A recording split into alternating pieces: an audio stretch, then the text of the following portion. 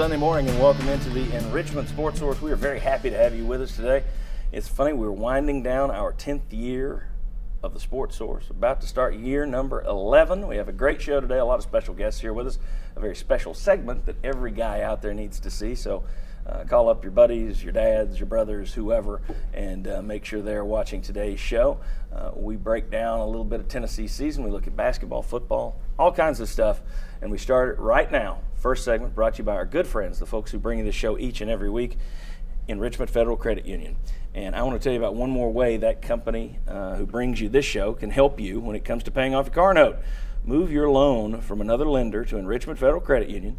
You can get up to $200 in cash back, and you might qualify for 1.99% fixed APR financing on all 2008 through 2014 models. That's incredible. Enrichment Federal Credit Union, whether it's mortgage for your home, which I've done with them, whether it's a car loan, whether it's just your everyday banking, they are the folks to check with. They have 8 area locations for you to drop by or see them at enrichmentfcu.org. All right, I want to welcome in our normal cast of characters. Very good to have you guys with us. Jimmy Himes, Bob Hodge, Mike Strange, Chuck Cavaleris. All right, tomorrow, team number 117 gets a quarterback, we think. It looks like Butch Jones is going to name, everyone assumes, Justin Worley as the Vols starter for the Austin Peay game next week. I want to start right there. This is kind of a preseason checklist today in this segment. I want to start with the quarterback situation. Worley's the guy. Any concerns about the fact that maybe he hasn't taken the job and run with it so far in fall camp? A little bit, yeah. I thought he would probably perform a little bit better than he has. I don't know that he's made a whole lot of progress from the spring, but I think he's done all right. But all right is not going to get you a lot of wins against top 10 teams. So I'm a little concerned that he hasn't progressed some, although I'll temper that a little bit with I don't think the receivers have stepped up either. Okay. And I will go, it's a concern that he hasn't progressed farther. I think it's a concern that since he hasn't, nobody else was able to catch him. So that tells you a little bit if he was able to hold on to the job and he wasn't a clear cut, hey, he's gotten so much better, then I worry a little bit about the guys playing behind him too. Obviously, if this team had a little bit more talent around him, you wouldn't have as much concern about possibly a game manager taking over. But as these guys have pointed out about the receivers, you don't have proven talent. I mean, we may be surprised at what these guys turn into this year, but you don't have a lot of proven talent around him. Does that make the situation a little bit more worrisome for you that you've got a guy who really doesn't look like he's a game changer, looks more like a game manager? They look like they need someone on that team who's a game changer. Your thoughts? Yeah, I think that's fair to say, but I think at least you've got that offensive line as your safety net. Maybe they're going to be the game managers. What do you think? Yeah, and I'm also wondering how soon or who comes in second. You know, is it going to be Nathan Peterman? But you've got a lot of concerns there, and you wonder about, and Jimmy has pointed this out several times, the accuracy of Justin Worley, especially in missing open receivers, and how quick does you play somebody else, either because he's maybe struggling a little bit or you just want to give him a shot. How many quarterbacks do we see against Austin Peay? I think you'll see 2. If it goes the way everybody says, well, hold it. If it doesn't go the way everybody thinks it'll go, you'll still see 2. Okay. I'm going to say at least 2 because I'm just not so sure what they're going to do. I think they'll redshirt one of the freshmen, not the other, but I don't know if they're ready to make that call early. I'm going to say 2 right now. I mean, you don't want to go out there and burn 2 red shirts right off the bat. Yeah. At the same time, you would, if this were a blowout, you would kind of like to throw Dobbs and Ferguson out there just to see what they can do. What about injuries, depth concerns? We know there are a couple of guys missing on the defensive line. Any other injury or depth concerns that you are worried about if you're a Tennessee fan right now? I think the entire team. I mean, I know that's a Cavalerising the question just a little bit. But it's just not a deep team, so I don't think if you've got the guys that you think are the best, you know, except at a couple of places, you probably have a little bit of distance in there. We talk about the offensive line. It's a fantastic starting 5.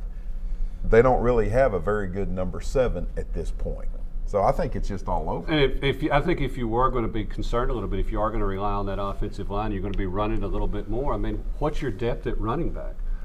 What happens if one of those guys, you know, comes out and you got to put in somebody, and then how far down do you go? 2, 3? That could be a real concern. Yeah, I mean, you've got Neal and Lane. You know they're going to play. If God help you, 2 of those guys get hurt, and it is that you're going into an SEC schedule where running backs get hurt, where are you going to start? So I think Bob's correct with his be worried all over comment. I think one get hurt and one fumble, and then who do you go to? Because you're going to have a chance of something like that happening. Cornerback. You're already starting a true freshman, and another true freshman's almost certainly going to play. You haven't got anybody at cornerback you can afford to lose. Linebacker. As Bob just summed it all up everywhere. Yeah. Kurt Majid is not going to play in the first game, I don't think. I don't know when he's going to come back. What do you think of Tennessee's depth at linebacker right now? I don't think it's very good. So I think that's another area of concern at this point. Okay. Throwing receivers and special teams. Yeah, I'm kind of concerned. They got about a bunch of tight end. receivers that are all seem to be about the same. And what if somebody runs into an assistant coach over there? Tennessee's like, all right. What about other concerns? We talked about injuries. Obviously, the Finn team. Last thing you need are injuries. Any other worries going into not necessarily the Austin Peay game, but going into the season? I think it's just the basic kind of things, especially in the first game. You've got so many new people, getting the right people on the field, getting in and out of the huddle, not having as many procedure penalties, knowing where you're supposed to line up on defense. It's that checklist from last year that we went over time and time again, and seeing how much improvement has been made in those areas. And I think that goes along with what Chuck said is you've got new schemes. I mean, the defense is on its third scheme in 3 years. The offense basically, kind of. You're calling last year's a scheme? Okay, but anyway, I'm sorry. It was a scheme. I mean, since Eric took money, I mean, that was a heck of a scheme. But I mean, you've also going to have the questions of that, and I mean, that's the reason. A lot of people wish they would play somebody a little better, maybe. But what a good opportunity to be able to work the things Chuck's talking about out against Austin Peay. Let me throw this one out to you. I think Butch Jones has done a tremendous job of turning the attitude around. You hear those players talk, and it's all about, we wish this guy had been here the last 2-3 years. I don't think Austin Peay's the worry, but I think you're still going to have a concern, especially when you start that streak of Oregon, Florida, Georgia, Alabama. Mm-hmm.